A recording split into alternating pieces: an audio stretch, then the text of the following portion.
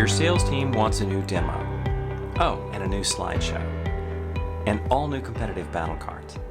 No matter what exists already, it seems there's always something more that salespeople want. And sometimes the product people say yes, and sometimes they say no. So many salespeople, and many executives too, have learned the best approach is to ask for everything and just see what you get.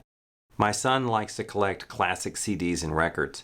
He wanted a new Primus CD and I said no because I hate funk metal. My wife said, "Honey, I love you. Of course you can have what you want." The next day, my son wanted to get a new Foo Fighters album. And I said yes because I love Dave Grohl. My wife said, "No, we're not made out of money." What my son didn't understand was that my wife had just paid the bills. One day she had plenty of money, the next she didn't. But my son is confused because sometimes his mother says yes and sometimes she says no, and he doesn't understand the reasoning behind either decision. So it's just easier to ask. Maybe he'll get what he's asking for, maybe he won't. My solution was to give him an allowance so he could buy whatever he wants whenever he wants. So the next time he asked for a record, I said, "Sure, that's fine with me. You have the money."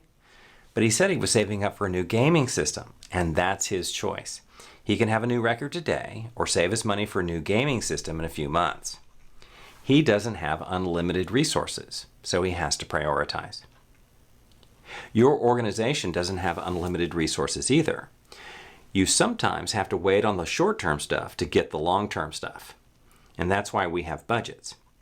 But I argue we should have development and promotion budgets by product, based on the strategic importance of each product. A specific amount allocated to a product, not a broad budget for each department with many products. This technique for departmental spending is basically an allowance. Each product gets a development allowance. Do as much work as you can with the budget and the people you have and spend the money wisely. Your product teams must balance the need for features to attain new revenue against the needs to address technical debt or for improving existing features to increase customer satisfaction. The same is true for promotion. With a product-level promotion budget, the team will evaluate all the requests, prioritize them, fund what we can afford, and forget the rest. They say a good product manager needs to learn how to say no. More than that, a good product manager must understand when to say no and to be transparent as to why. We all have limited budgets.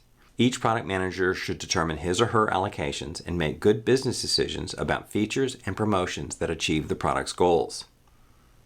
Oh, and if you have some money left over, buy yourself a new Foo Fighters album.